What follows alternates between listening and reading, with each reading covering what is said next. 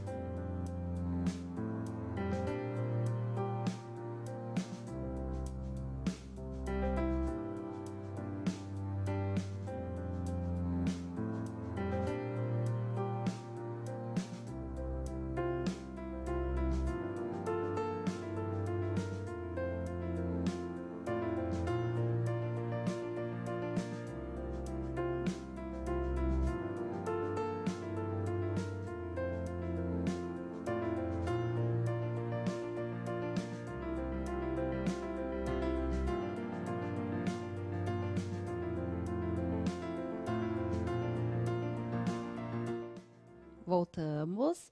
Temos algumas interações, professora Paula. Legal. A Natália e o Flávio acham que é porque foram uma grande viagem.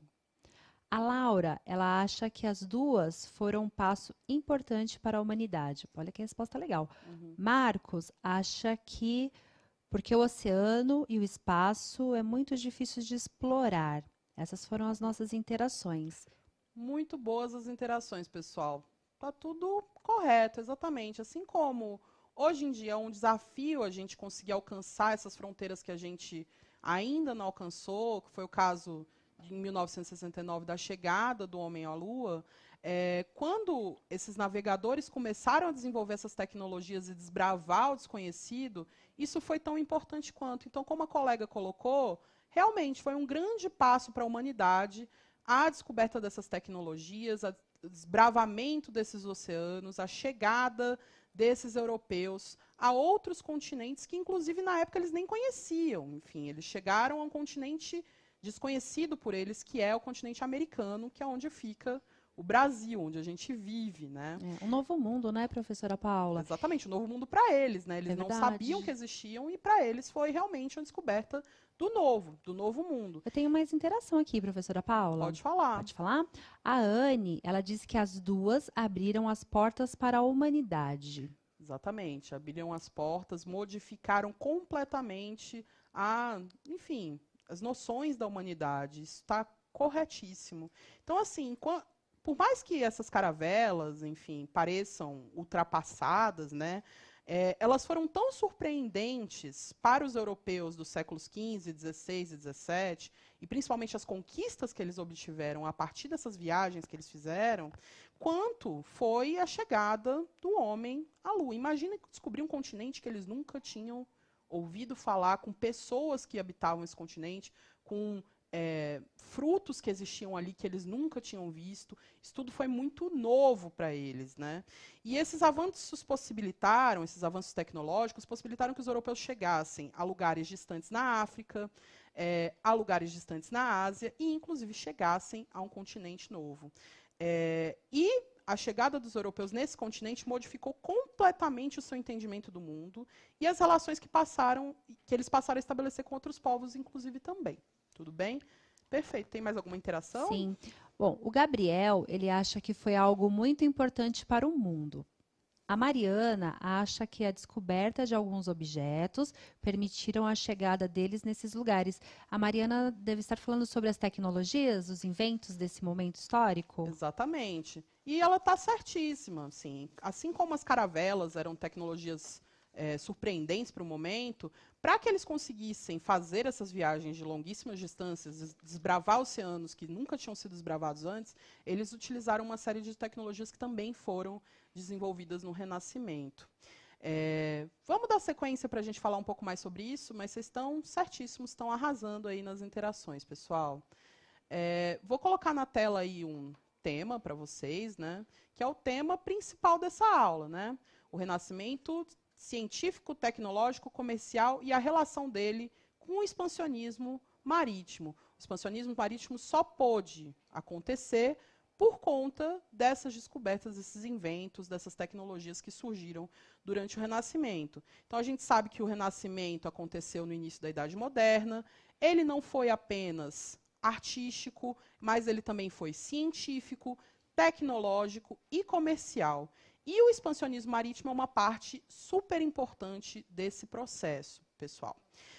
O aumento do comércio e da produção artesanal estão ligados ao estímulo e ao desenvolvimento dessas novas tecnologias. A partir do momento que o comércio se intensifica, começam a ser produzidas tecnologias novas para aquele momento.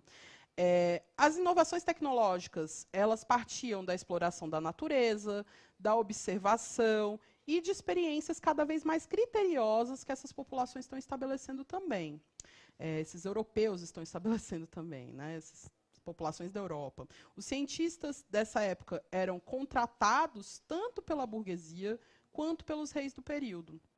E esses últimos buscavam a melhoria dos seus equipamentos militares com o objetivo de transformar os seus respectivos reinados em potências políticas. Então, os reis eles tinham interesses em investir na produção dessas tecnologias novas, na produção desses cientistas. Novas máquinas foram introduzidas nas oficinas de manufatura, e além dos investimentos na indústria náutica, né, na indústria marítima. E é por isso que essas navegações, essas empreitadas marítimas vão acontecer. E eles vão começar a navegar por mares nunca antes navegados, com o interesse principal de realizar comércio, de chegar nesses lugares, retirar matéria-prima para poder comercializar essa matéria-prima ou utilizar essa matéria-prima para investir também em produtos que seriam comercializados. Outra novidade nessa época, gente, foi a utilização de algarismos arábicos na cultura europeia. Então, tem uma influência de outras culturas que vai incentivar essa produção de novas tecnologias. A introdução da ferramenta de cálculo, que vai facilitar a contabilidade, mas também vai favorecer o enriquecimento da burguesia e também possibilita o desenvolvimento de um pensamento mais abstrato por parte dos cientistas. E entre esses cientistas, gente, se destacaram vários homens de pensamento inventivo. Entre eles, a gente pode falar de alguns.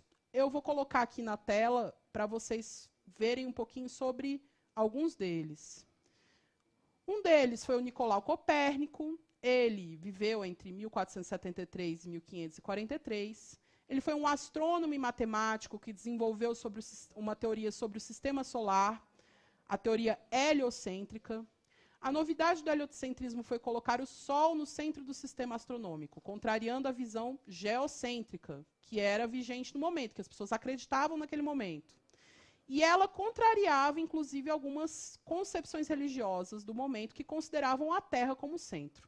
Se vocês tiverem interesse em saber mais sobre o Nicolau Copérnico, podem acessar esse QR Code que encaminha para uma reportagem que fala um pouquinho mais sobre esse cientista importante que desenvolveu essa teoria heliocêntrica. Posso passar para o próximo? Vamos lá.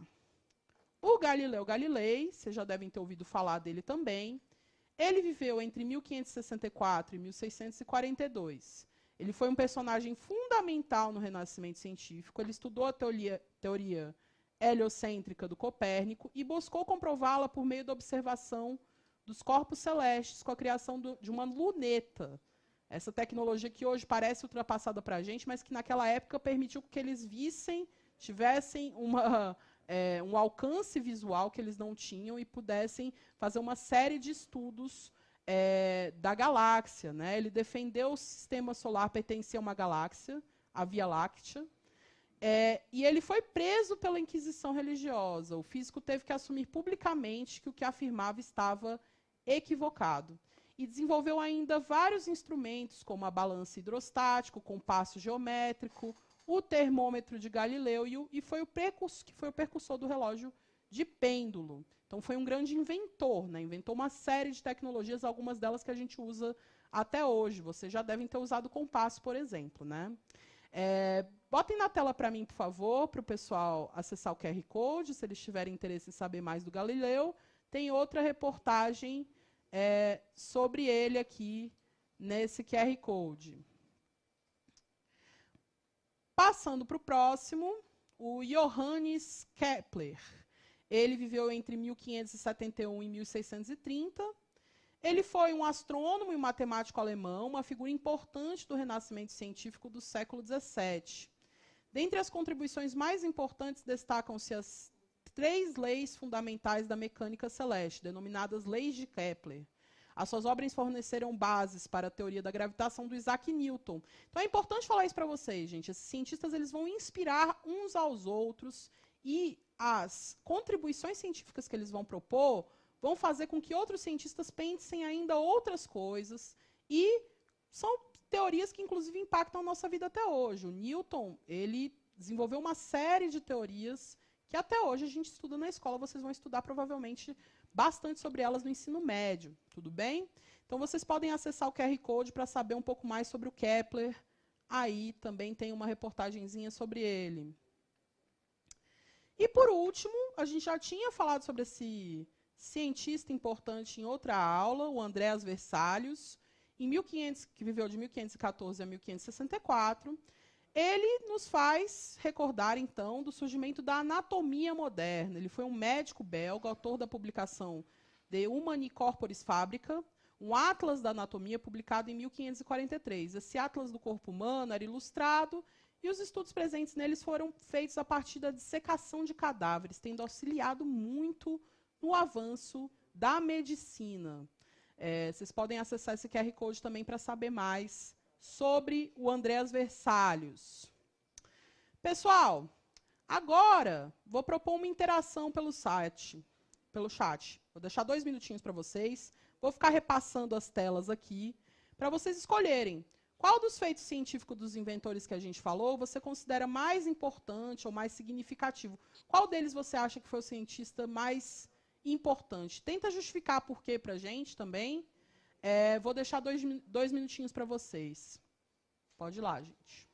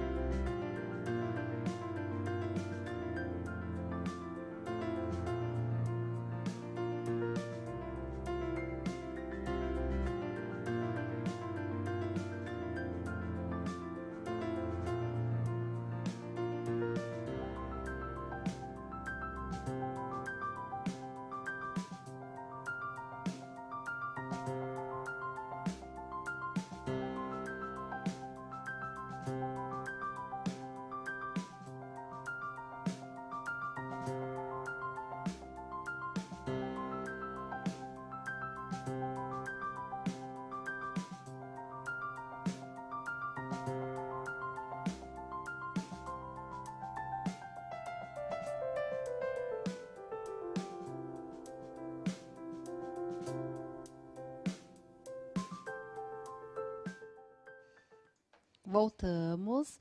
Bastante interação aqui, professora Paula. Que bom. Eles continuam interagindo acerca da primeira atividade. Parece que essas tecnologias, elas são até ultrapassadas para nós, como as caravelas, né? Mas para os povos que viram esses acontecimentos no século XV, XVI, XVII, eles viram com muita surpresa, da mesma maneira como as pessoas do século XX também ficaram surpresas com a chegada do homem à Lua. Então, os alunos estão ainda interagindo sobre essa questão. O Marcos Lima, ele diz que nessas missões existiu a criação de muitas tecnologias. A Vitória, ela diz, os dois fatos são momentos marcantes para o mundo. A Camille acha que foi uma forma da humanidade conhecer coisas novas. Deve estar falando das tecnologias, né, professora Paula? Sim, exato. A Isadora, esses dois fatores tiveram grande influência na história. Essas foram as interações. Legal. Muito bem, gente. Vocês estão pegando bem o que foi o Renascimento. Foi isso mesmo. Foi um processo muito importante para a história, que transformou a história da humanidade. E eu estou vendo aqui que tem muitas interações falando aqui Galileu, Galileu, Galileu, Galileu. Aí tem alguns que falam do Andréas Versalhes, alguns que acham que tem que voltar. Estou vendo aqui também que algumas pessoas falaram que foi o Versalhes por conta da medicina. Outros falaram que foi o Galileu, porque ele fez vários inventos importantes, desenvolveu várias tecnologias. E é isso. Cabe a sua opinião pessoal aí, gente. Todos eles foram importantes para a história, na verdade. Não tem resposta certa, não tem resposta errada. Sim. Tá bom? Eu tenho mais aqui, professora. Pode falar. Ó, o Cauã Ribeiro, agora acerca da segunda atividade. Essa aqui você acabou de colocar na tela. O Cauã Ribeiro, ele diz que acha que é Albert Einstein.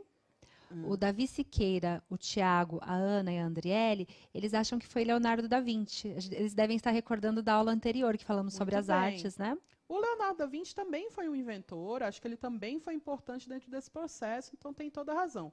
O Einstein, ele já foi, enfim, ele já é mais contemporâneo, ele viveu no século XX, então não é sobre exatamente esse momento da história que a gente está falando. A gente está falando sobre esses inventores de séculos, enfim, do século XV, XVI, XVII, do Renascimento, da Idade Moderna. Tudo bem? Galera, vou propor mais uma interação para vocês, já que vocês estão gostando de interagir. Coloca aí na tela para eles. Esse tipo de atividade vocês já devem ter feito, né? Relacionar o número com a letra. No caso, vocês vão ter que relacionar a imagem da tecnologia com o nome dela. Será que vocês conhecem essas tecnologias da Idade Moderna? Então, relacionem os números combinando a imagem, representando a tecnologia com seu nome. Vocês têm 2 minutinhos. Janaína vai ver se vocês acertaram aí quais são os nomes dessas tecnologias que vocês estão vendo na tela.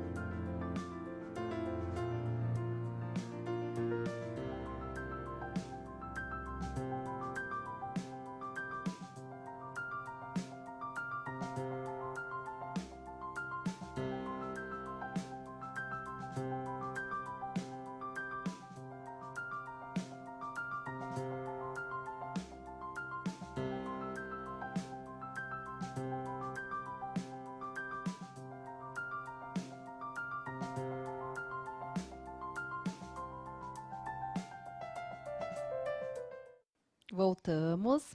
Muitas interações pelo chat. Alguns alunos estão dizendo que a foto número 1 é a letra B. Vamos ver se está Exatamente. correto. Está correto. É bússola. É uma bússola. Vocês já devem conhecer essa tecnologia. Ela é utilizada, inclusive, até hoje, né? Para a gente se orientar, saber onde está o norte do globo. Que Tem mais? mais uma aqui, ó. Estão dizendo que a foto número 4 está relacionado com as caravelas letra D. Exatamente, é uma caravela, uma tecnologia importante nesse contexto das grandes navegações, né, do expansionismo marítimo. Aliás, todas essas tecnologias que vocês estão vendo na tela, pessoal, foram utilizadas pelos navegadores para que eles pudessem alcançar essas grandes distâncias que eles percorreram nesse contexto das grandes navegações. Não é à toa que a gente escolheu elas, né, Janaína? Sim, professora Paula, os alunos continuam interagindo acerca dos cientistas. Eles ainda estão respondendo acerca dos cientistas. Muito legal, né? Eles estão prestando atenção na aula. Sim. Eles não responderam, ainda não tenho respostas aqui acerca da carta náutica e do astrolábio. É que tá difícil acompanhar o chat, né? Eu tô olhando aqui também. Estão interagindo tem bastante, um né? monte de respostas, algumas certas, outras erradas. Mas colocaram aqui que a carta náutica é a 3. Exatamente. Carta náutica é um mapa, né? Cartografia. Os mapas que eles tinham para navegar esses oceanos. Então, o que eles conheciam, eles utilizavam mapas para percorrer essas distâncias. Aquilo que eles não conheciam, eles iam desbravando e iam também registrando para que outros navegadores futuramente pudessem ter essas cartas náuticas e continuar navegando. Aí sobra, né, professora, a alternativa que sobrou, né? Vamos dar a resposta? Exatamente, é o Alternativa astrolábio. 2 é o astrolábio. É um instrumento que mede a distância dos astros em relação ao horizonte do mar. Perfeito, Janaína, exatamente.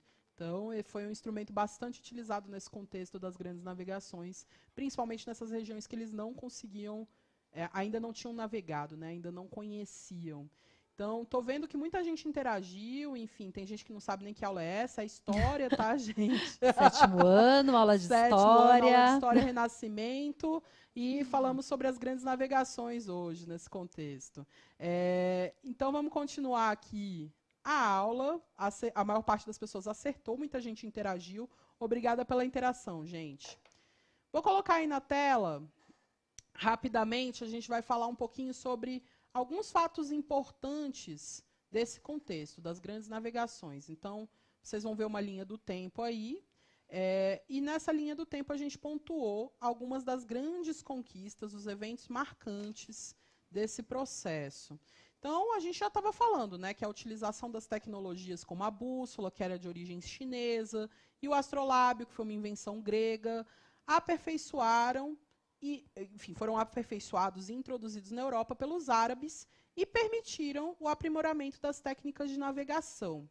Nesse contexto, portugueses e espanhóis tomaram a frente nos empreendimentos marítimos e foram responsáveis por uma série de conquistas. Vamos apontar agora algumas dessas importantes conquistas. Que conquistas são essas? Em 1415, por exemplo, os portugueses conquistaram Ceuta, no norte da África, que era dominada pelos mouros e era um centro comercial estratégico. Lembrando que os empreendimentos marítimos estavam sendo realizados de início justamente com interesses comerciais. Eles queriam alcançar esses portos, essas longas distâncias, para conseguir comercializar com esses povos e também trazer produtos vindos dessas regiões. Em 1419, os portugueses chegaram à Ilha da Madeira, pessoal, que fica no Oceano Atlântico. Ela é até próxima a Portugal, mas eles nunca tinham conseguido percorrer até essa região para conquistá-la, tudo bem? Então, eles dominaram a Ilha da Madeira, chegaram à Ilha da Madeira, e em 1439, eles chegaram às Ilhas dos Açores, também no Oceano Atlântico. Uma coisa que é importante falar para vocês é que o Oceano Atlântico é um oceano bastante turbulento, então era muito difícil navegar por esse oceano. É por isso que eles demoraram tanto tempo para chegar no continente americano, porque era muito difícil navegar. É por isso que essas caravelas tiveram que ser desenvolvidas e se tornar cada vez mais resistentes, a essas viagens, para que eles pudessem fazer essas longas viagens e percorrer oceanos que eram um pouco turbulentos. Tudo bem? Vamos lá. Em 1453, houve a queda de Constantinopla, tomada pelos turco-otomanos, que dificultou também o comércio de especiarias pela via terrestre. Então, já havia comércio entre os povos asiáticos e os povos europeus, principalmente dos povos do Oriente Médio. Isso acontecia, enfim, durante muito tempo, ao longo da história, desde a Antiguidade. Mas o que vai acontecer? Nesse momento, a partir da tomada de Constantinopla pelos turcos, vão dificultar um pouco esse processo, vai se tornar um pouco caro fazer esse tipo de comércio pela via terrestre. E é por isso que eles vão começar a investir nas navegações, para eles terem que fazer outro caminho diferente e não ter que passar pela terra. Então, esse momento foi um momento importante. Tudo bem? Vou passar aqui o slide. Coloca na tela para eles verem. Outro momento importante nesse contexto, gente, foi em 1487. O Bartolomeu Dias contornou o Cabo das Tormentas, no sul da África. Então, eles deram a volta no continente africano, gente. Ele conseguiu fazer a volta por baixo, passar pelo Oceano Atlântico, chegar no Oceano Índico. Também foi uma grande conquista, uma viagem longa, e eles queriam fazer esse caminho para chegar à Ásia, para chegar às chamadas Índias Orientais, que era o porto onde havia mais comércio nessa época, o porto mais visado por esses europeus nesse contexto. Tudo bem? Então, passar pelo Cabo das Tormentas foi uma grande conquista. Eles ainda não conseguiram chegar na Ásia nesse momento, mas conseguiram passar para o Oceano Índico. E em 1492, gente, Granada foi dominada pelos mouros. E Colombo chega à América. Foi quando os europeus chegaram nesse continente que era desconhecido por eles. Passaram a chamar esse lugar de Novo Mundo. Então, é um momento super importante também da história e super importante dentro desse contexto das grandes navegações. Em 1494, o Tratado de Tordesilhas foi assinado, partilhando, então, esse novo mundo que eles descobriram entre Portugal e Espanha. A partir desse momento, tudo que estava a leste de determinado meridiano era português e a oeste dos espanhóis. Em 1498, o navegador Vasco da Gama conseguiu contornar o Cabo das Tormentas e chegar às Índias. Foi super importante essa conquista também. E em 1500, você já sabe o que aconteceu, né, gente? Em 1500, as caravelas comandadas por Pedro Álvares Cabral chegaram ao Brasil. Em 1522, o Fernão de Magalhães conseguiu fazer uma expedição para dar a volta na Terra, gente. Olha que loucura. Imagina fazer isso navegando, né? Bom, chega de fatos, né? Professora Paula. Fala. Desculpa interrompê-la, nós temos aqui algumas interações bem legais. Assim, a Rebeca, eu achei muito simpático da parte da Rebeca. Ela está desejando um ótimo dia para nós. Obrigada, Rebeca. Muito obrigada, Rebeca. Os alunos continuam interagindo acerca dos cientistas. Tá bem? Eles continuam ainda falando sobre os cientistas. Eles prestaram bastante atenção nesse tópico da aula. Legal. E nós podemos dizer que a posição geográfica de Portugal facilitou também a chegada deles na Sim, América? O Portugal fica ali fica na frente do Oceano Atlântico, né? A extremidade da Europa mais, enfim, aberta a esse oceano. Isso vai fazer com que eles invistam, talvez. Isso vai ser um motivo importante para que eles investissem nessas tecnologias e nesses empreendimentos marítimos para tentar chegar nessas longas distâncias e fazer comércio com esses povos. E, no caso do nosso, colonizar esses povos também, né? Que mais? Por enquanto, somente isso. Bom, então vamos passar para mais uma atividade, já que vocês gostam de interação, né? Coloca aí na tela para eles. A gente vai ler um poeminha aqui, depois eu vou colocar uma pergunta sobre ele. A gente tem pouco tempo, então vou ler rapidinho. Então, esse poema ele foi feito por um português, por um poeta português, e ele é bem mais longo que isso, mas eu vou ler só um trechinho. Canto 1. As armas e os barões, assinalados, que da luta ocidental praia lusitana, por mares nunca de antes navegados, passaram ainda além da Trabopana.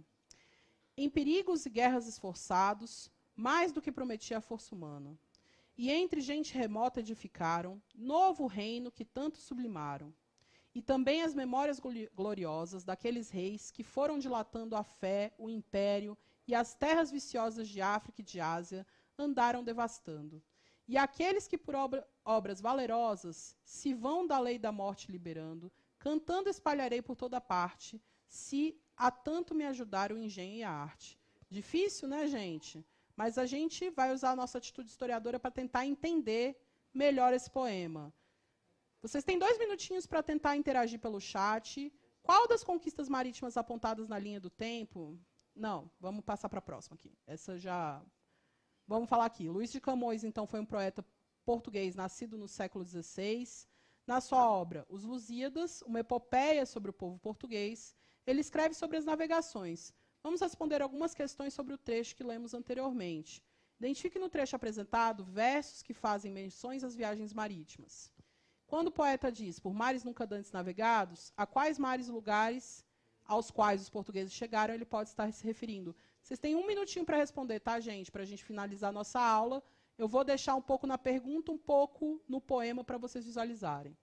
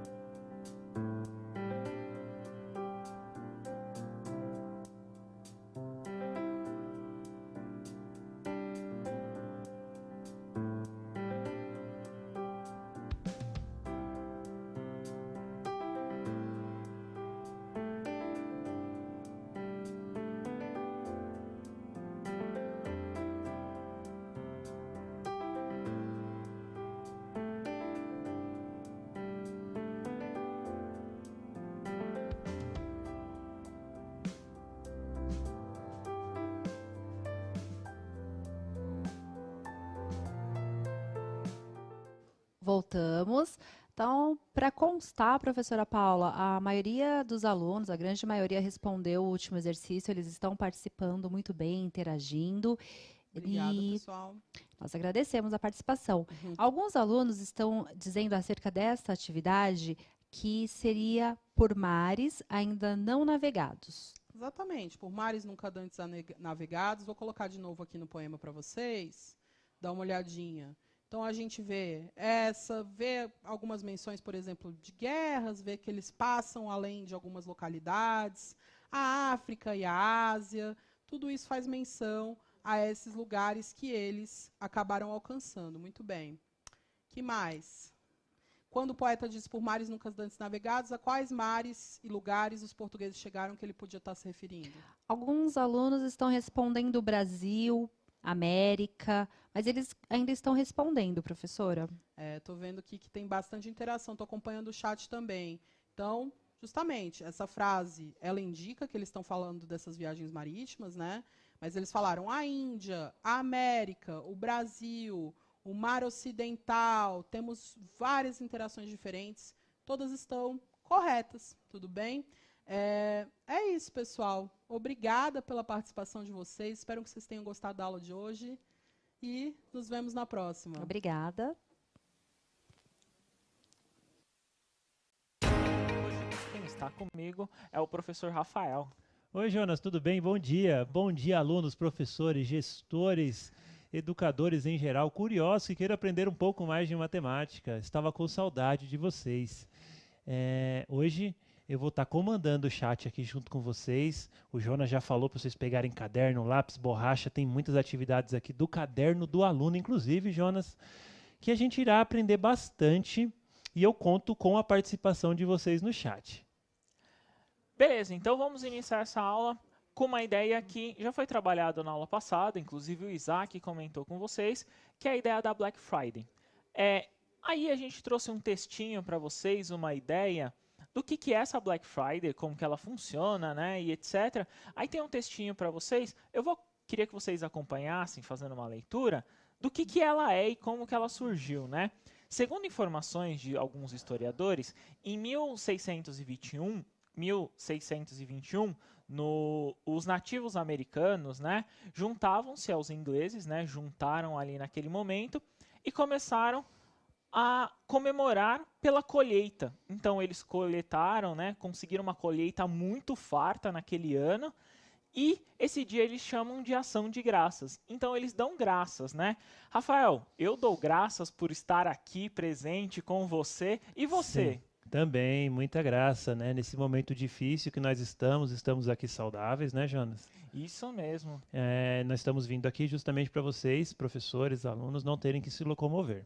Isso mesmo. E nesse textinho também, ele vem falando então da Black Friday. A Black Friday é um dia seguinte, né, após essa data de comemoração nos Estados Unidos, e é um dia que eles chamam de mega descontos, né? Então eles tiram uma porcentagem muito grande, um valor muito grande de desconto, preços que a gente chama, né, de preço de banana, né, Rafael? Então Sim. alguns desses... Banana, hoje em dia banana tá cara, não sei se dá para usar esse termo não, viu? Então, eles utilizam esses dias para descontos. E aqui no Brasil? Aqui no Brasil, quase toda sexta-feira é Black Friday, né? Não necessariamente quase toda sexta. Se eu não me engano, é uma sexta de novembro que acontece a Black Friday, né? Ela vem acontecendo no Brasil, se eu não me engano, nos últimos 8, 9 anos, né? E muito se fala dessa Black Friday brasileira, né? Tem muita coisa que realmente está na Black Friday e tem coisa que não está na Black Friday. Gostaria da colaboração de vocês. Se um dia vocês compraram alguma coisa na Black Friday, explique pra gente o que você comprou e se realmente o desconto foi muito bom, né? Porque existem muitas promoções mesmo. Mas é legal introduzir o tema, né? Desconto, eu adoro desconto. Você gosta de desconto, Jonas? Adoro, o desconto é muito bom e pro nosso bolso é muito bom, né? Muito bom. E esses descontos, Rafael, eles são dados em porcentagem. Então é sempre uma porcentagem sobre o valor. Não é isso? Então é aquela razão que a gente sempre vem falando, né? Que é uma porcentagem de desconto, é uma subtração de um preço, de um valor, não é isso? Sim. Então a gente sempre olha nisso. Olhando nisso, algumas contas são complicadas e a gente utiliza algumas ferramentas. Uma dessas ferramentas que a gente utiliza é a calculadora. A calculadora, como vocês vão ver aí na tela, ela surgiu há muitos anos, né? Uma das primeiras calculadoras é o que a gente chama de ábaco. Muito bom. Esse ábaco, ele é utilizado, né, pela unidade, dezena e centena. Talvez algum professor já tenha até utilizado com vocês uma experiência como Eu já vi o ábaco no salão de jogos. Salão de jogos? Para marcar pontuação. Verdade, na pontuação no salão de jogos, é verdade, ele aparece mesmo. Então ele serve também como uma calculadora, mas o que a gente conhece hoje é uma calculadora. A minha é simplesinha, mas a do Rafael... Ela é um pouco mais elaborada, né? Mas existem outras calculadoras que são bem mais elaboradas que essa. Verdade, né? Então a calculadora também ela pode aparecer no seu celular. No celular de vocês também tem um modelo de calculadora e ele é muito útil para algumas contas, algumas casas decimais, alguma coisa, e ela facilita o nosso trabalho. Para, claro, ganhar tempo e assim. Às vezes ir no mercado com uma calculadora é muito bom. Às vezes eles estão dando desconto em porcentagem e parece um desconto muito grande e às vezes não é. Então, às vezes você fazer uma conta ali, você consegue resolver e saber qual que é a conta de porcentagem. Mas também dá para ir no mercado sem a calculadora. E a gente faz isso como cálculo mental, não é, Rafa? Muito bom, adoro cálculo mental porque ele economiza tempo, né? E é vapt-vupt, na hora você já sabe qual que é a resposta, né? Eu só queria fazer um adendo, pessoal. Tem muitas pessoas que na matemática falam que o uso da calculadora não deveria existir. Bom, a gente usa geralmente a calculadora como uma ferramenta de auxílio, como uma tecnologia. E o advento da tecnologia na educação é sempre muito positivo. E também está como base no currículo paulista dos anos finais. Isso mesmo. Então vamos aquecer um pouquinho, né, Rafa? Eu vou pôr na tela aí para eles e a gente vai fazer junto, a gente faz nós dois juntos, esse cálculo mental para aquecer um pouco a mente, né? Vamos fazer nós dois, então. Vamos primeiro na ideia. 100% é o total, né? Então, 100% é o todo. Você sabe, Jonas, que para lembrar do total, né, existe uma expressão que a gente usa muito, né? Por exemplo, hoje eu acordei 100%. Isso significa que você acordou com todas as suas energias, ou seja, total. Você acordou animado. E 50%? Ih, 50% é sexta-feira. Já está cansado, você está na metade do seu ânimo. Então, 50% é a metade do todo, não é isso? Perfeito. Beleza. 25%? 25% é a metade da metade, certo? Certo. Então, a gente pega o 100%, divide ao meio, dividir de novo ao meio, né? Então, nós vamos ter 25%. É interessante que o cálculo da metade é um cálculo simples. Acho que muita gente consegue fazer mentalmente. Por exemplo, a metade de 500 é 250. É algo meio que natural. Metade e dobro é meio natural, né? Por isso que a gente usa essa notação. 50%, metade. 25%, metade da metade. Boa, isso mesmo. E, para continuar ainda também aí na mesma ideia, a 10ª parte. A 10ª parte é dividir por 10, não é isso, Rafa? É isso aí, perfeito. Beleza. A última parte, que é o que a gente faz, né, a 100ª parte, então, dividir por 100. Para tentar... Jonas, eu tô preocupado aqui, Jonas. Muita gente no chat falando que acordou e colocou a porcentagem de como acordou. E a maioria tá abaixo de 20%. Tá desse jeito? Então gente, vamos tentar aumentar essa porcentagem aí fazendo esse cálculo durmam mental. cedo, viu? Dia de aula na Semesp, durmam cedo para acordar melhor, hein? Beleza, então vamos tentar fazer esse cálculo mental aí. Não vou escrever nada na tela. Se eles já souberem alguma coisa, pode colocar no chat aí a resposta, mas vamos fazer esse cálculo mental. As primeiras são fáceis, né? Então vamos começar pela primeira AA. 10% de 300. E aí? 10% é a 10ª parte. 300 dividido por 10, posso responder? Claro. 30. 30. Então a gente já matou essa primeira aí, né? Olha, ainda falo mais. Se tivesse um produto que custava R$300 com 10% de desconto, seria R$30 a menos. Isso 300 mesmo. menos 30, 270, Jonas. Isso mesmo, esse cálculo mental a gente pode fazer. Na questão B aí, 25% é a metade da metade. 1.600 a metade. 800. Beleza. Metade de novo. 400. Então, 25% de 1.600, 400, não é isso, Rafa? Agora é fácil, hein? Ficou tranquilo, né? E 1%? É só dividir por 10 duas vezes. 200 por 10 dá 20, por 10 dá 2. E isso, então, 1% nesse caso aí é 2. Então, a gente já encontra. E o 8%? Jonas, aí tem que pensar um pouco, hein? Se você já fez 1% de 200, 8% de 200 você faz o quê? Multiplica por 8? 8 vezes 2, 16? 8. Isso mesmo. Então, 8 vezes 2 aí, 16. Caraca, Jonas, como você é esperto, hein? Fica tranquilo assim, né? E, por último, 50% de 290. A metade. Metade. Se fosse 300, seria 150, né? Sim. 290, 145? 145. Então, é bem mais tranquilo, né? Bem mais tranquilo esse formato de a gente encontrar fazendo esse cálculo mental. Lembrando, gente, que o cálculo mental ele não é obrigatório. Ele é muito bom. Muitos conseguem, outros não conseguem. Mas se você não consegue, não desanima. Vai treinando. Entendeu? E aí a gente vai mostrar também o cálculo que é feito numa notação centesimal, a multiplicação. Enfim, é aquele que a gente faz no caderno bonitinho, não, Jonas? Isso mesmo. Tente atender todos os públicos. Já que a gente fez esse aquecimento, a gente conseguiu fazer esse cálculo mental, então vamos para um exercício? Vamos. Beleza. No exercício aí, dá para fazer por cálculo mental, vocês vão ver algumas notações e a ideia de porcentagem. Então, no exercício está o seguinte. Observe a seguinte situação. Maria decidiu adquirir um novo fogão. Pesquisando preços pela internet, encontrou uma loja com as seguintes condições de pagamento. Então, se ela comprasse à vista, R$400. Se ela pagasse a prazo, ou seja, um acréscimo aí ia ter, né? Um acréscimo de 4% sobre o valor. Se ela optar pela opção de pagamento a prazo, quanto ela pagaria pelo fogão? Jonas, então quando a pessoa paga a prazo, na maioria das vezes ela paga um pouquinho mais, né? Sim, ela paga os juros que a gente chama, né, Rafa? Esse juro é o juro que eu te pago, né? E aí você tem que, o juramento só não vale, né? Você tem que pagar um dinheiro para dar essa segurança ao comerciante, que vai receber seu dinheiro depois, muitas vezes, né? Isso mesmo. Então, vamos dar uns 3 minutos para eles fazerem? Eu acho suficiente. Então, 3 minutinhos para vocês fazerem, respondam no chat qual que é o valor. Caraca, o que pessoal é ela rápido, já pagará. está respondendo. Mas Já? enfim, vamos dar 3 minutos, pessoal. Lembrando que a vista custa 400, a prazo 4% a mais.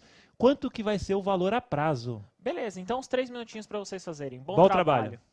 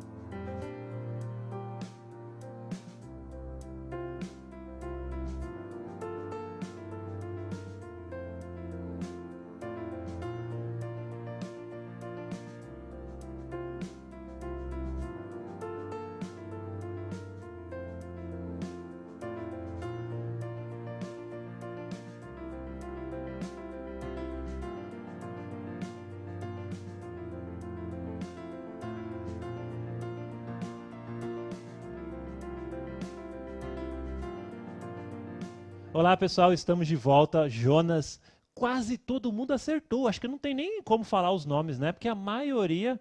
Bom, não sei se acertou, né? Mas a maioria, todo mundo colocou. O Eric Prieto, o Rian Matheus, o Luca, o Kaique, todos eles colocaram R$416. Boa. Muito bom. E alguns também falaram a estratégia, né? Falaram que fez o cálculo mental, outros falaram que fez o cálculo através da multiplicação, aquela que a gente faz no caderno mesmo. Sim.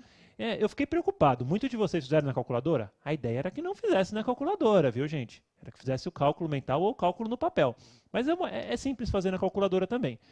Eu vou mostrar como que faz um cálculo na calculadora de uma porcentagem. Porque às vezes a porcentagem é um número que você está lá no mercado e não quer fazer cálculo mental, enfim. É bem simples. Você quer tirar o quê? 4% de 400? Isso mesmo. Bom, o que eu faço? Pego 4, né? Vocês conseguem ver aqui? 4, multiplico por 400, certo? Posso apertar o botão de igual, o resultado que dá eu divido por 100. Porque a gente fala porcentagem, né? Isso mesmo. R$16. R$16, pessoal, é o aumento que ele vai ter. Por o cara não ter o dinheiro à vista, ele vai ter que pagar R$16 a mais. Mas, Jonas, vamos resolver a questão? Vamos fazer. Essa conta aí, como muitos já acertaram, dá 416. Então, a 400, como foi um acréscimo, é uma soma. Mas vamos tentar fazer no papel para facilitar para quem não conseguiu fazer essa observação. Então, R$400, Rafa, é o meu valor total, não é isso?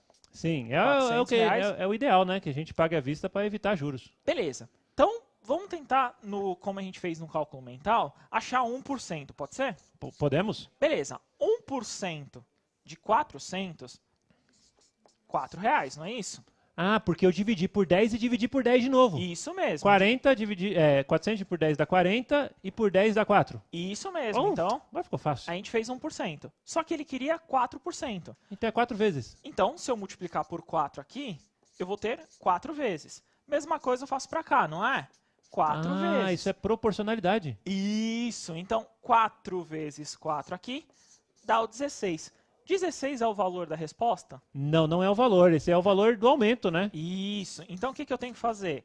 Somar os 400 mais o acréscimo, não é isso? Perfeito. Então, 400 mais o 16, como a maioria colocou, R$416 vai ser o valor do fogão. Muito bom, hein? Aí divide pelo número de prestações, né? Que a pessoa vai pagar, né? Sim, depende, né? E tem que ver qual é a forma mais fácil para o pagamento, né? O que eles acham mais conveniente, não é isso? Ah, com certeza, né? Beleza? Vamos para uma próxima? Claro. Beleza. Na próxima aí, tem muitos dados e se vocês puderem ir anotando pelo menos os dados para vocês fazerem a conta. Nessa próxima questão, tá assim. Felipe trabalha com vendas em uma loja de eletrodomésticos. Como vendedor, procura sempre esclarecer de forma bem simples as vantagens e as desvantagens na compra, dependendo da opção de pagamento, a qual o cliente deseja realizar. Sandro foi até a loja em que Felipe trabalha e comprou os seguintes produtos. Então ele comprou um celular, R$ 890, ele comprou um notebook por R$ 1.500 e ele comprou uma torradeira por R$ 60. Felipe explicou para o Sandro que o caso, né, se ele fosse pagar à vista, teria um desconto. Então, conseguiria dar um desconto ali e seria esse desconto de 10% sobre o valor total. Então, não é uma porcentagem em cada valor, é sobre o valor total, né? Ah, mas Jonas, se você tirar a porcentagem de cada valor e somar, você tem o valor total também, né? Também dá certo. Ah, muito bom. Também dá certo. Então, se Sandro optar por realizar esse modelo de pagamento à vista, qual será o valor pago por ele? Isso daí tem que fazer o cálculo, né? Essa tem que fazer a conta, né? Então, uns 5 minutinhos para eles nessa. 4 minutos, acho que dá? 4? Beleza, então 4 minutinhos para vocês para executar essa conta e a gente retorna. Respondam no chat qual que é o valor que ele vai pagar à vista. Lembrando que é o total dos 3 produtos, ou seja, quanto que ele terá que desembolsar para ter os 3 produtos já com desconto de 10%. Isso mesmo, tá bom?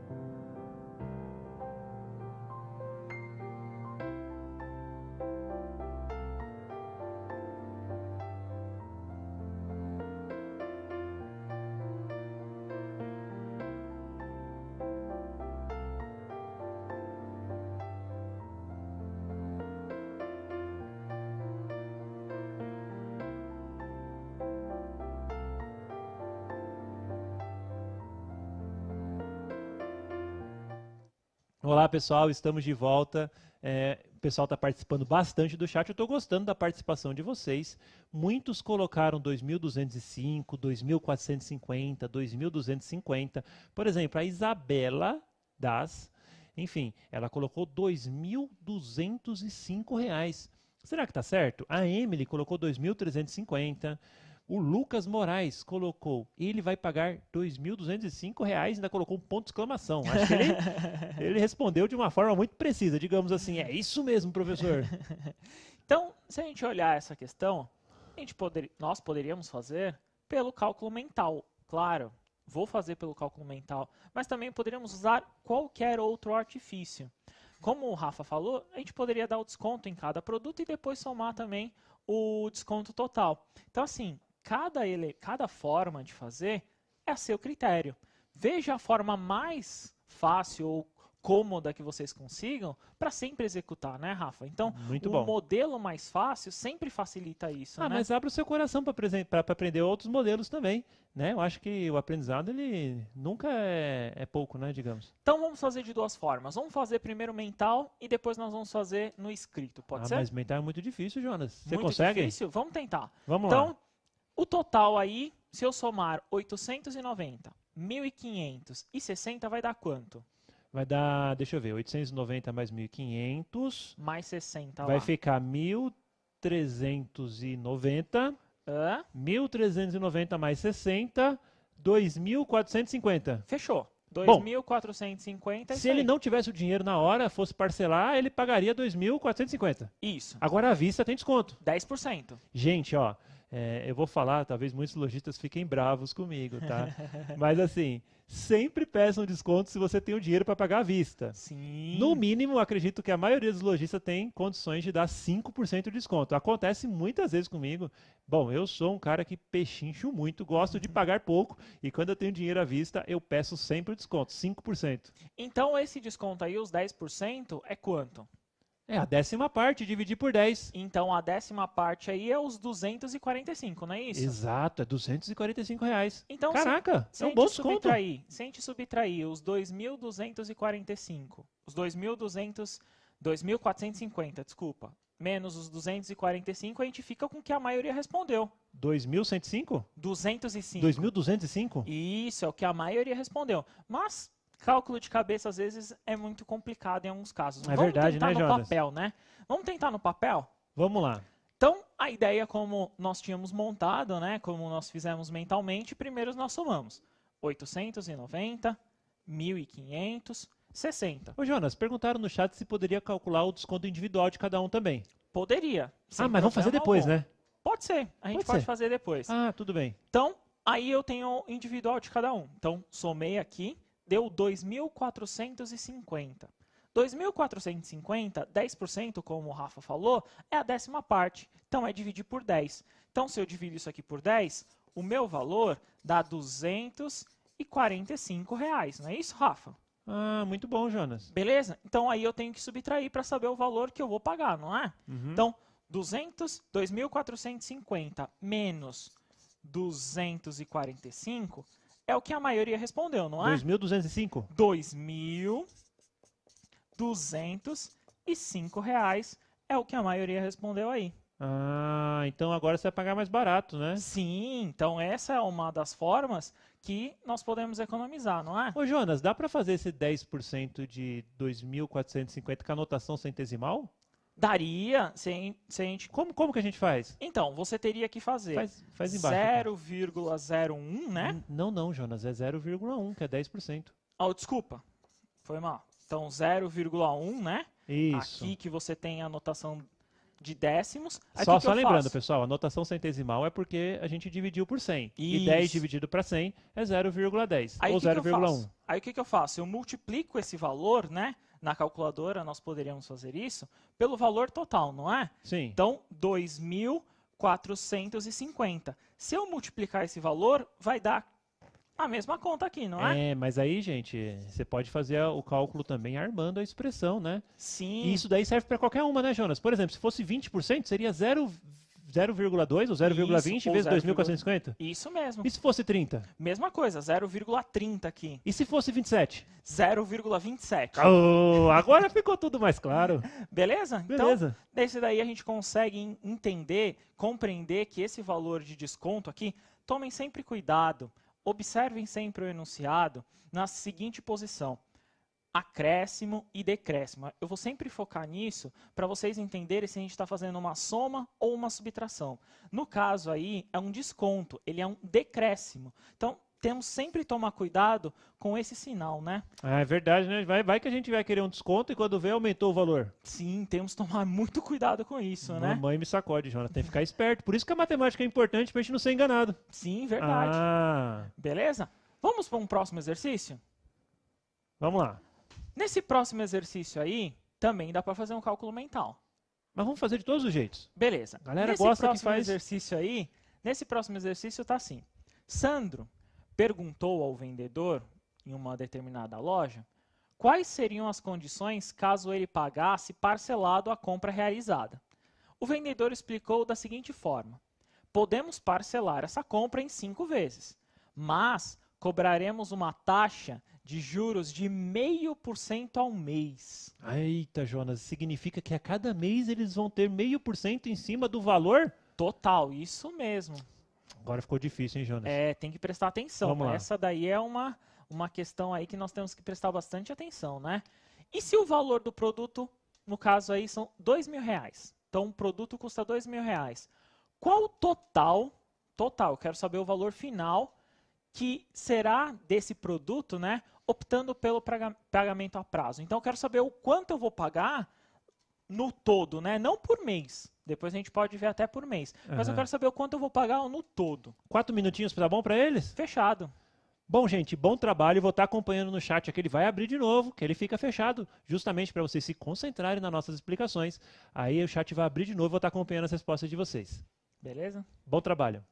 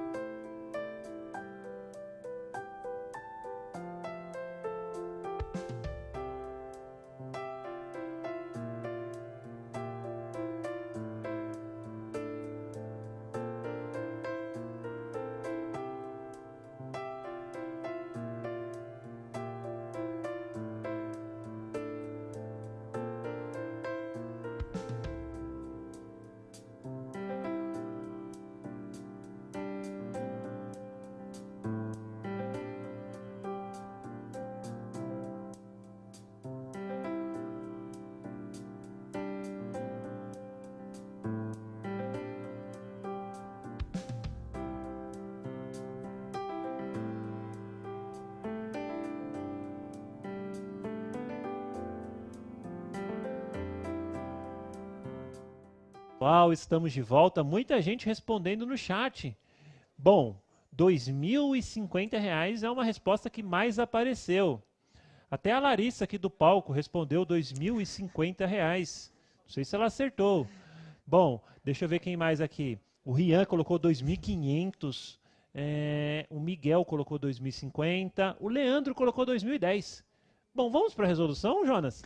Vamos tentar de novo, então, no mental e depois na conta... Lá vem você com esse cálculo mental de novo. Você é teimoso, hein, Jonas? Vamos? Então, vamos tentar. Vamos lá, pode perguntar. Beleza, 2.000. Quanto é 1% de 2.000, Rafa? Eu divido por 10 dá 200, depois eu divido por 10 de novo, dá 20. Beleza, 20. 0,5%, como a gente já fala, é a metade de 1%. Então é metade de 20? Isso. É 10. 10, beleza. Então 10 é o que ele paga em um mês, concorda? Porque é 0,5% ao mês. Então, a cada mês ele paga R$10 a mais. Isso. Eu quero pagar à vista, eu não quero dar esses R$10 não. Mas é uma forma com que as pessoas têm como parcelar, né, Rafa? Justo, justo. Então, R$10 em um mês. São 5. Quanto que dá, então? 10, 50. Fechado. Então, R$50 é o valor de juros que ele vai cobrar ali. Se R$50 é o valor de juros, eu somo, então, com o valor inicial. Então, quanto ele vai pagar ao todo? 2.000 mais R$50, R$2.050? Isso mesmo. Larissa acertou. Então, tá certo. Muito bom. Então, R$2.050 é o valor que ele vai pagar no todo. Vamos tentar fazer essa conta mais no lápis lá para ver se todo mundo consegue consolidar isso daí. Vamos lá? Olha, Jonas, tem gente no chat falando que vai pagar ainda quantidade de vezes, hein? Vai pagar a quantidade de vezes? Não, digamos assim, eu vou parcelar em 4 vezes, vou pagar tanto. O pessoal tá que avançado, legal, tá avançado mesmo. Mas vamos lá. Vamos tentar. Então, que nem no nosso cálculo mental. 2.000 é o valor que nós temos inicial, certo? Isso. Eu quero 0,5% ao mês. 1%, como nós tivemos feito, dividir isso aqui por 100, não é, Rafa? Perfeito. Então, R$20 aqui. Metade disso, dos R$20 aqui, como nós tínhamos feito, é o 0,5%. Então, o meu 0,5% é 10. 10 é o que eu vou pagar em cada mês de juros.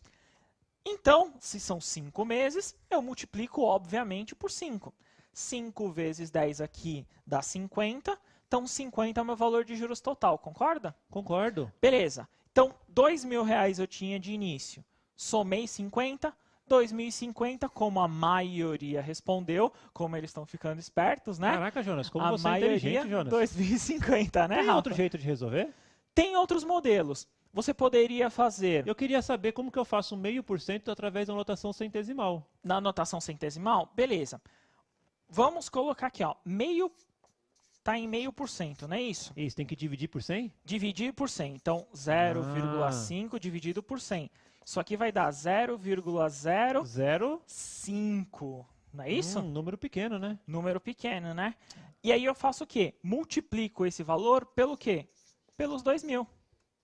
E essa conta aí vai dar 10. Isso mesmo. Então, isso aqui vai dar os R$10 que nós tínhamos feito. Perfeito. Que é os R$10 de cada mês. Deixa eu ver se eu entendi. Então, eu calculei a porcentagem de cada mês, né? Através da notação centesimal. Eu multiplicaria por 5, porque são 5 meses. Isso. Que aí daria R$50. Somaria com 2.000. E esse seria o valor pago. Sim, o valor que você pagaria lá no final, ao todo, né? Que bacana, Jonas. Que bacana. E é o que nós temos que prestar atenção, que é quando nós fazemos qualquer tipo de compra a prazo. Se ela tem juros, é assim. Beleza, Rafa? Jonas, e se eu quisesse parcelar, era só dividir esse valor pela quantidade de parcelas? Sim, só dividir por 5. Então agora ficou muito fácil, Jonas. Tá bom? Acho que a aula foi muito boa, hein, Jonas? Muito obrigado. Aprendemos. Ainda bem, eu espero que vocês tenham gostado. Continue os estudos, pergunte para o seu professor, continue as atividades, né, Rafa? É isso aí, pessoal, estudem. Eu sei que é difícil nesse momento de quarentena, mas assim, tentem manter uma rotina de estudos, se organizar, porque é o estudo que vai fazer você melhorar como pessoa, como estudante. Né? O conhecimento, ele quebra muitas barreiras e ajuda você a alcançar os seus sonhos. Beleza, obrigado. Tenha um bom dia, né?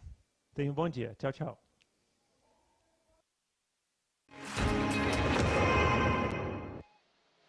Olá, bom dia. Hoje nós iremos trabalhar, né, com a questão do texto jornalístico, as fake news. Tá? Eu sou a professora Márcia e convidei aqui para mediar a mesa conosco a professora Fernanda Maria Borges. Muito obrigada, professora, pela presença. Bom dia, pessoal. Boa aula. Então, gente, olha só, né? Tema da nossa aula de hoje, então, fake news, verdades ou mentiras, né? Ainda mais nesse período de pandemia, né, professora? Né? Onde as fake news estão aí, né, em voga, né? É um tema bem recorrente, então, nós faremos aqui algumas apreciações sobre esse tema. Ok? Primeiramente, eu queria saber de vocês aí, os alunos, né? Em casa, que vocês estão acompanhando, respondam aí no chat para a gente, tá? Vocês já leram algum texto jornalístico? Se sim, quais os estilos de textos jornalísticos, aonde que vocês leram, né? Deem uma lembradinha aí e coloquem para a gente. Onde vocês acham que são encontrados textos jornalísticos? E, por último, mais uma perguntinha. Para que ler um texto jornalístico, tá? Vamos dar aí para vocês 2 minutinhos para vocês responderem aí para a gente, tá bom?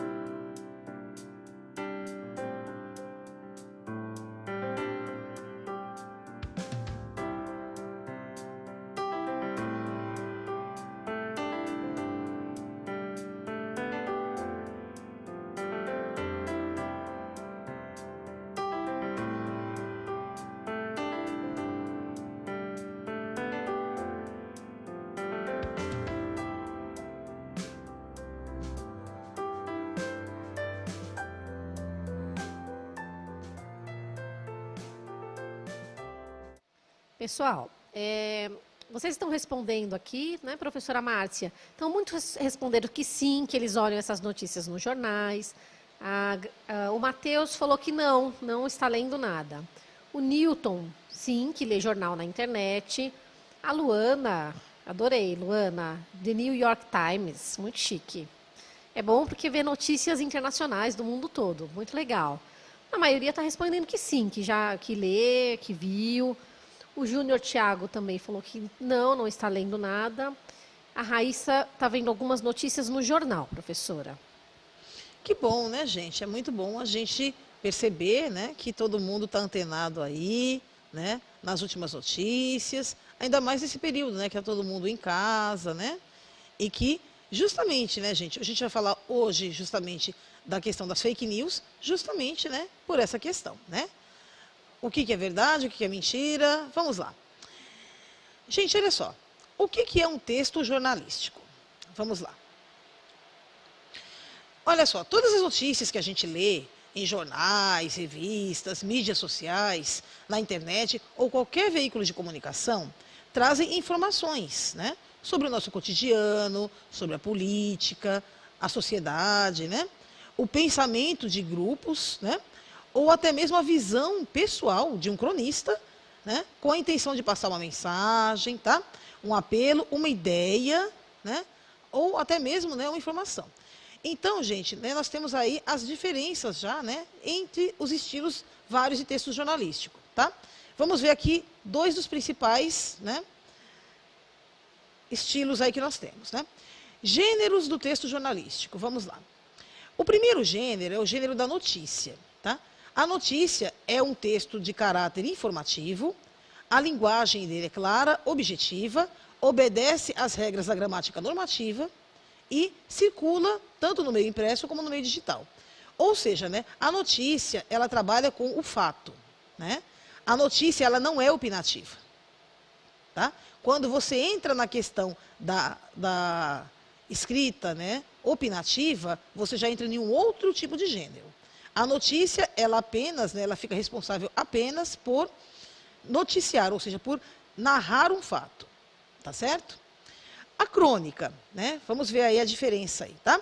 A crônica, ela é um texto literário, né, e geralmente ela narra situações do cotidiano de uma maneira bem-humorada, né, buscando mostrar pontos de vista diferentes, né, sobre determinadas situações, tá? O intuito aí, na verdade, da crônica não é apenas informar como da notícia, mas é o de levantar reflexões, ou seja, permitir que o leitor também realize a sua analogia entre o que ele está lendo e aquilo que ele mesmo, né, acredita, né, que seria importante ou seria interessante naquele momento, tá bom? Ok? Então, vamos lá. Vamos ver aqui um exemplo de uma notícia, tá, gente? Olha só. Colaboradores da Vila da Paz estão preocupados com as fake news. Agora, vamos lá, né? O que é fake news, né? Fake news, gente, o próprio nome já está falando, né? Fake vem, né, do inglês e significa falso, tá? News, notícia. Ou seja, fake news, notícias falsas, tá bom? Então, olha só. Nos últimos tempos, a gente tem ouvido falar muito, né, de fake news ou notícias falsas que são veiculadas nas redes, e inclusive, né, quando a pessoa não tem um aporte para que ela verifique a veracidade dessa informação, muitas vezes ela acaba, né, incautamente, retransmitindo, repassando essa informação errada, né? Claro que, num primeiro momento, né, isso pode até, né, parecer ser uma coisa natural e uma coisa que não vai ter uma consequência muito grave. Entretanto, né, mais para frente, dependendo do teor da fake news que é difundida, que é divulgada, isso pode sim se tornar um problema bem sério, tá? Olha só, então vamos agora ler aqui, né, observar aqui um texto, né, uma notícia, tá? Lembre-se, notícia, ela apenas noticia o fato, ela não emite opinião, tá bom? Olha só. Misericórdia! Estamos vivendo uma época em que as fake news ganharam uma força extraordinária. Contar uma mentira no dia 1º de abril é até aceitável.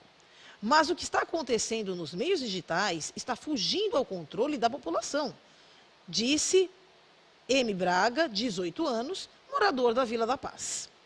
Outros jovens moradores, ouvidos na semana passada, estão muito preocupados com os impactos ocasionados pela disseminação de notícias falsas.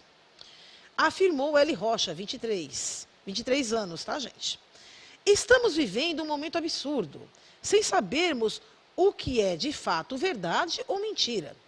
A gente, né, precisamos, tá? Aqui, quando a gente vê esse SIC colocado aqui, significa que foi, né, a fala foi reproduzida na íntegra, da maneira como o emissor a colocou, tá bom? Sem a correção gramatical. A gente precisamos fazer alguma coisa contra essas mentiras, opinou B. Gonçalves, 17 anos. Segundo a Silva, 15 anos, chegou a hora de parar com esse caô e de esconder-se atrás de falsidades. Aqui o caô que ele cita, né, é uma gíria, né?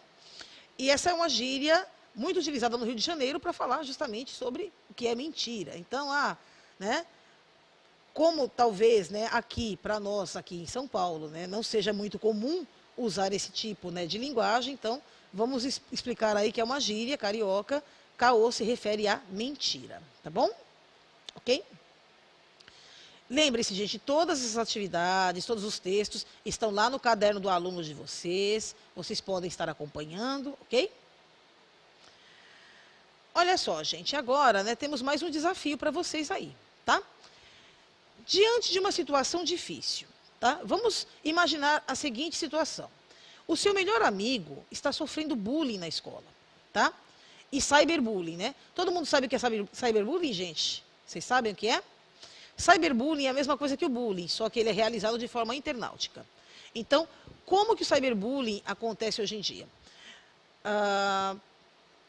Vamos lá. Um grupo de alunos, por exemplo, né, para brincar com aquele aluno, enfim, o que eles fazem? Eles entram nas redes sociais e colocam lá, né, espalham lá boatos sobre aquela pessoa, notícias falsas ou fake news, né?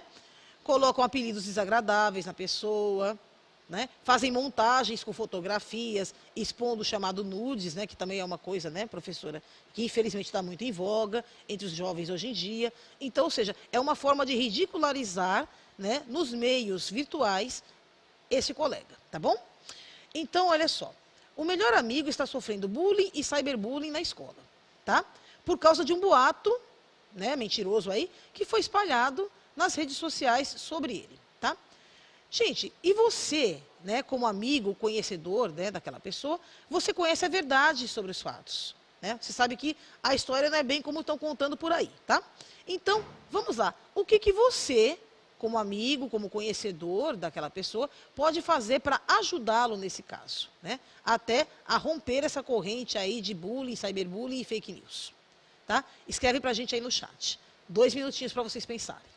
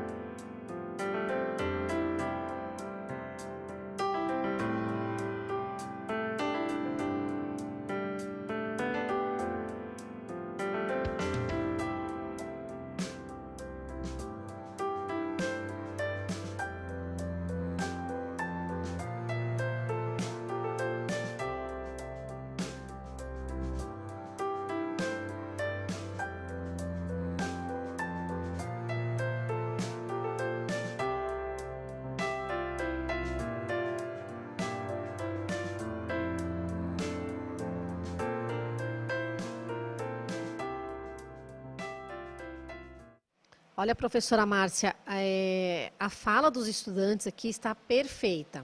A Júlia, ela orientaria o amigo a não se preocupar, porque ele sabe que é uma mentira. A Samira ia falar com a diretora ou com os pais. A Nicole lembrou, teve uma boa lembrança, denunciar para o Proerd. Achei bem bacana. A Clara conversaria com os pais do meu amigo. A Elizabeth falaria com os pais e responsáveis. A Maísa denunciar a rede social da pessoa. O Vitor, denunciar e falar com os responsáveis. São atitudes, assim, excelentes. Que bom, né, gente, que a gente está percebendo aí que os nossos alunos estão mesmo antenados, né, e sabendo, né, o que fazer num caso como este, né? Mesmo porque é um caso bem difícil, porque quando você espalha uma fake news, gente, vai atingir também a dimensão psicológica desse colega, né? Não é somente aquela dimensão social, né? Como esse colega vai estar se sentindo? Então, em casos mais graves, né, gente, a gente sabe que há colegas, né, que chegam a ficar bem doentes, né, emocionalmente falando. Então, a fake news colocada aí como cyberbullying, ela é um fenômeno dos dias atuais e ela causa, né, consequências aí bem drásticas aí na vida, né, e até mesmo na formação da personalidade, né, da pessoa que está sofrendo bullying, né. A pessoa se sentir o tempo inteiro inadequada, errada, feia, né, Ou seja, ela vai crescer, né? Esse jovem, né? Ele vai desenvolver um complexo de rejeição dentro dele. E isso é uma coisa extremamente delicada. Por isso que o que vocês escreveram aí é correto, sim. Primeiramente, antes de mais nada, procurar aí a direção da escola, os pais, os responsáveis, os adultos, para que todos juntos, né, pensem aí numa solução, numa forma de sanar o problema, né, conseguir parar com as fake news e também prestar o auxílio aí psicológico necessário, né, para a vítima, no caso, tá? É muito importante, ok? Então, vamos lá, né? Agora, gente, nós temos aqui, né, saindo do gênero notícia, tá? Nós temos aqui uma crônica, né? Lembra que eu falei? A crônica, ela é um texto jornalístico que ela é escrito, né, de maneira bem-humorada, né? Ela retrata uma situação do cotidiano de maneira bem-humorada, de forma a transmitir uma mensagem, ou seja, fazer com que você, receptor dessa mensagem, faça analogias, né? Você reflita sobre esse assunto, tá? Até vendo se você concorda ou não. Esse texto ele já tem um caráter mais opinativo, né? Reproduzindo aí também um pouquinho da personalidade do escritor, do cronista, ou seja, o que ele pensa, qual a visão pessoal dele sobre esse tema. Olha só, nós temos aí, então, né, vamos dar uma lidinha rápida aqui nesta crônica, né? A mentira e as penas. Olha só. Certa vez, um homem, por inveja, espalhou mentiras a respeito de seu vizinho, pessoa muito respeitada na aldeia onde vivia. O homem caluniado passou a ser motivo de zombaria, de palavras ofensivas e algumas vezes até de violência física. Primeiro, passou a andar pela cidade de cabeça baixa. Não conversava com ninguém. Depois, já não saía mais de casa. O vizinho, muito arrependido e tomado de consciência do mal que havia feito, foi conversar com um velho muito respeitado na cidade, pela sua sabedoria e pelos conselhos que dava às pessoas. O homem queria ajuda para reparar o mal que havia feito. O velho lhe disse que havia um jeito. O homem teria de pegar todas as penas de uma galinha morta, subir no telhado de sua casa e espalhar as penas ao vento. E depois disso feito, deveria voltar.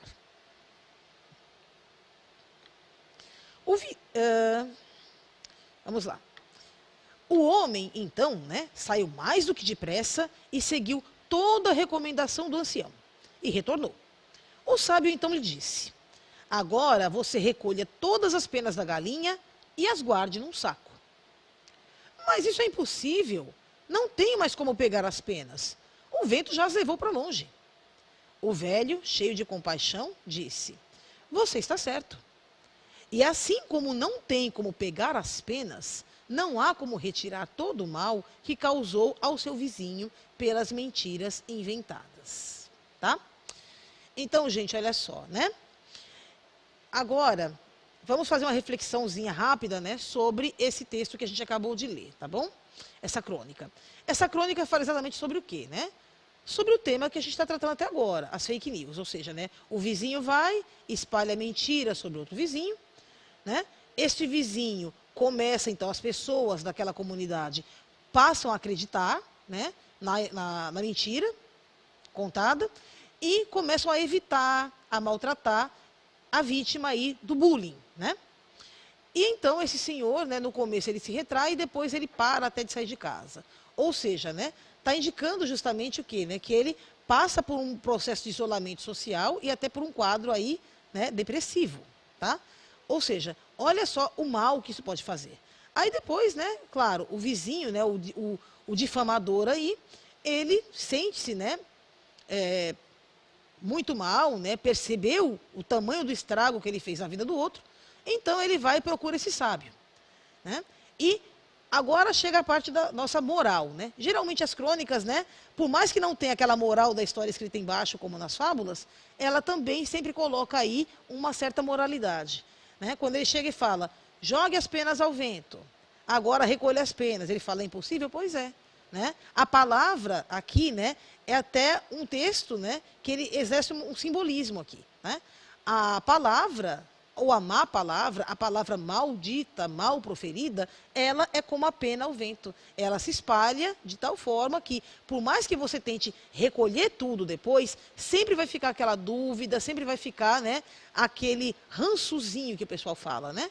E, né, fatalmente, a pessoa não vai conseguir nunca reparar todo o estrago que ela fez, tá bom? Olha só. Então, gente, agora, né, eu quero que, depois que a gente fez essa reflexão juntos aqui, né, eu quero que vocês agora em casa reflitam e escrevam aqui pra gente no chat, tá? O que vocês aprenderam, né? Qual foi a mensagem, o que ficou para vocês sobre esse texto aí da mentira e as penas? Agora eu vou dar para vocês mais 3 minutinhos para vocês refletirem. Coloquem uma respostinha assim um pouquinho mais completa para a gente poder discutir em seguida, tá bom? Até daqui a pouco.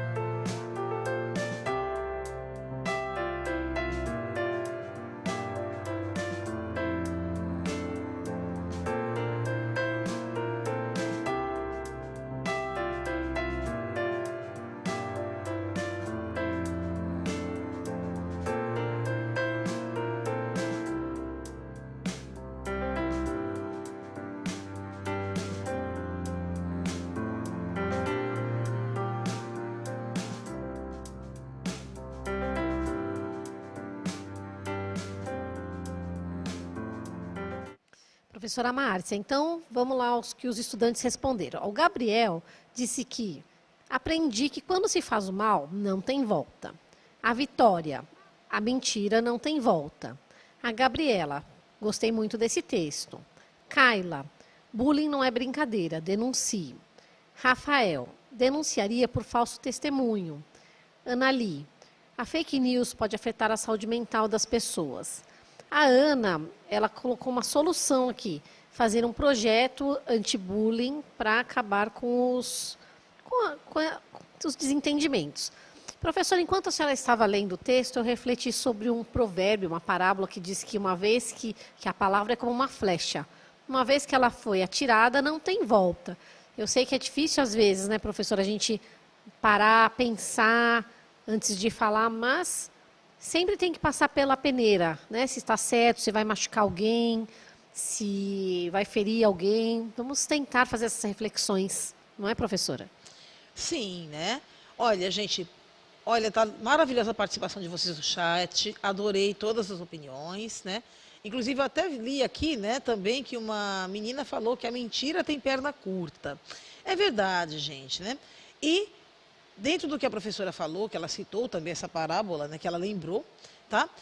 Eu acho muito interessante, né, que a gente passe a refletir justamente sobre o mal que nós podemos fazer quando a gente dissemina uma notícia errada. Pode ser uma coisa simples, desde fazer uma pessoa se perder do caminho certo.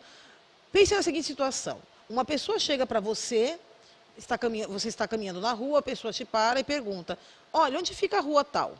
Aí você, para pregar uma peça na pessoa, né? Ah, tá, vou enganar esse matuto, né? Chegou agora do interior. Ah, eu vou falar para ele que fica atrás da rua tal.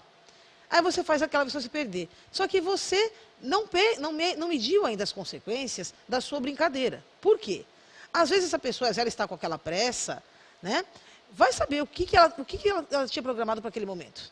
Vai saber se ela está indo socorrer alguém que está em dificuldade, né?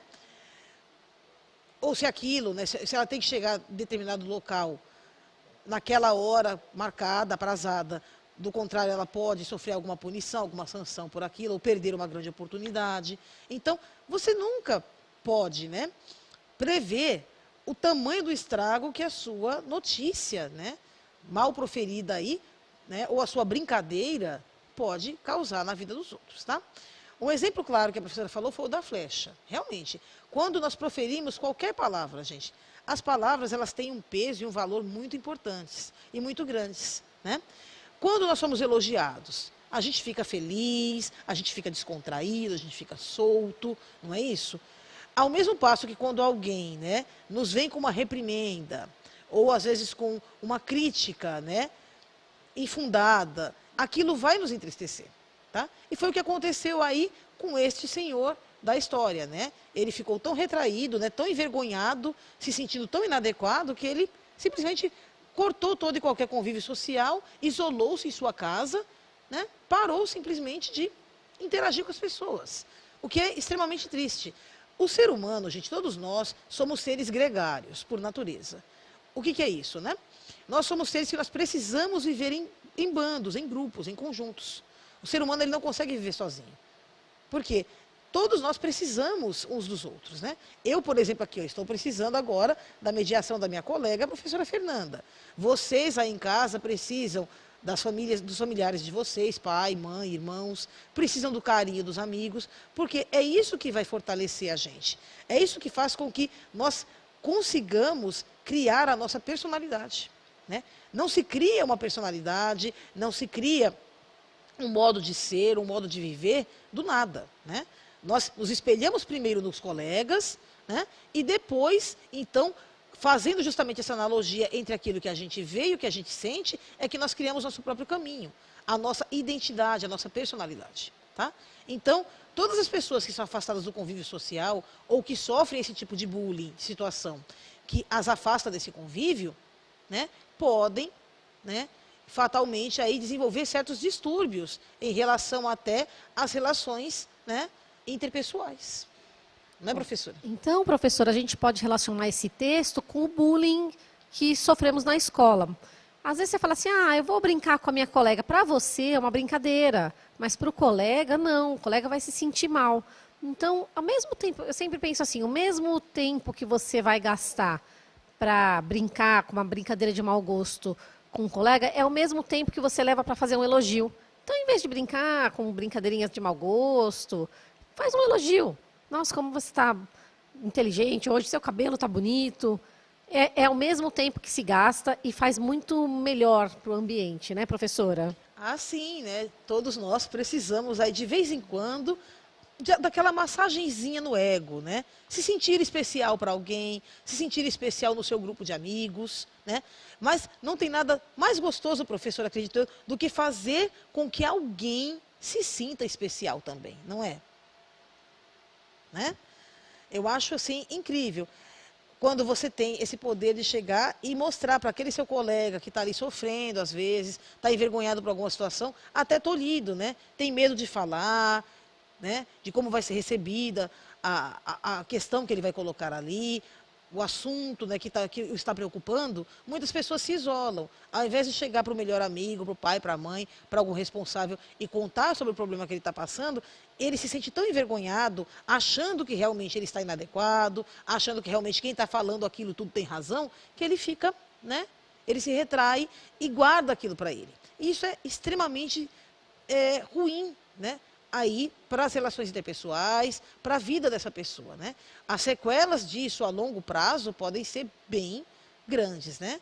Daí a gente vê, né, o surgimento aí de pessoas, né, antissociais, né? Aquelas pessoas que têm um relacionamento, né, uma socialização difícil, aquelas pessoas que são sempre irascíveis, né? Quando você vê um amigo seu ou qualquer pessoa que você conheça, né, tem um comportamento um tanto irregular, né, explosões de raiva ou crises de choro, isso é um termômetro. Você já tem que perceber que, opa, alguma coisa não está indo bem. O que eu posso fazer para ajudar o meu colega?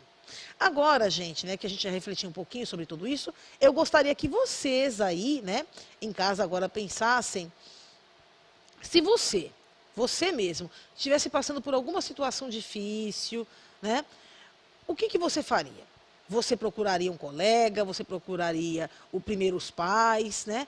Como que você faria para colocar, para expor para fora esse sentimento, para não permitir que isso, né, acabasse aí minando a sua vontade de seguir em frente, a sua vontade de socializar, a sua vontade de crescer, de evoluir como pessoa, tá? Então, pensem aí, mais 2 minutinhos para vocês pensarem. O que vocês fariam no caso de, né, se sentirem inadequados ou incomodados, seja por um bullying ou até mesmo por um sentimento pessoal, tá? Coloquem aí para a gente no chat, por favor.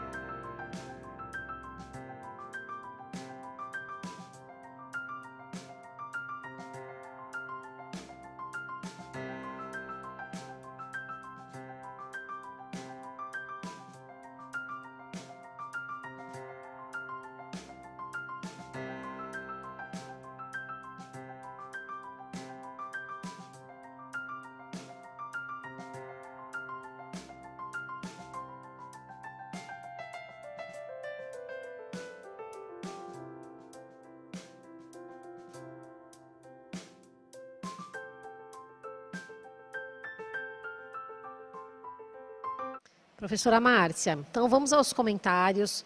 Olha, a Laura falaria com Deus, uma oração, muito bom. Giovana procuraria meus pais. Nicole também contaria para os pais. O Bernardo choraria muito no meu quarto. Não é errado, Bernardo. A gente chora, se recompõe, depois bola para frente. Escutaria uma música. Então, buscar as artes, às vezes, que é muito bacana para ajudar. A Beatriz tentaria me sentir mais forte, que é o que eu, do Bernardo. Choraria no quarto, mas depois a gente tem que se sentir mais forte. Falaria com meus pais e amigos, a Letícia. Então, gente, olha, muito interessante, né, tudo que vocês colocaram, tá? Achei ótimo, muito bem. E assim, né, a questão do chorar, a questão do colocar para fora, a questão do sentimento, é importante sim, é importante não ficar guardando. Por isso que, né, é sempre muito importante, sempre que você se sentir inadequado, se sentir sozinho, se sentir meio perdido, procura alguém, né? Procura primeiro conversar com alguém. Primeiro, no primeiro momento, você pode desabafar até com o melhor amiguinho, né? Não tem problema. Só que depois, gente, procure a ajuda de alguém que realmente tenha condições de te ajudar. Geralmente seus pais, e dependendo do caso, né? Se for uma tristeza e o entristecimento que já está demorando a passar, muito tempo já, aí é melhor, né, conversar com os pais até para procurar, né, uma ajuda, de repente uma ajuda médica, né, um psicólogo aí, que pode estar ajudando, né, pode estar resolvendo a questão, tá? Retomando, então, o que nós aprendemos na aula de hoje. Vamos lá. Hoje nós aprendemos sobre fake news, nós aprendemos sobre gêneros jornalísticos, né, a notícia e também, né, a crônica, tá bom? Então, e fizemos aí, né, a nossa discussão sobre, né, todos esses gêneros e também os impactos, né, da fake news e do bullying e do cyberbullying na nossa sociedade nos dias de hoje. Quero agradecer muito a professora Fernanda, né, por ter aceitado o nosso convite. Muito obrigada, professora. Obrigada, professora Márcia, pelo convite. Então, gente, para vocês também que nos acompanharam até aqui, fica aqui meu muito obrigada e até a nossa próxima aula. Obrigada. Tchau, tchau.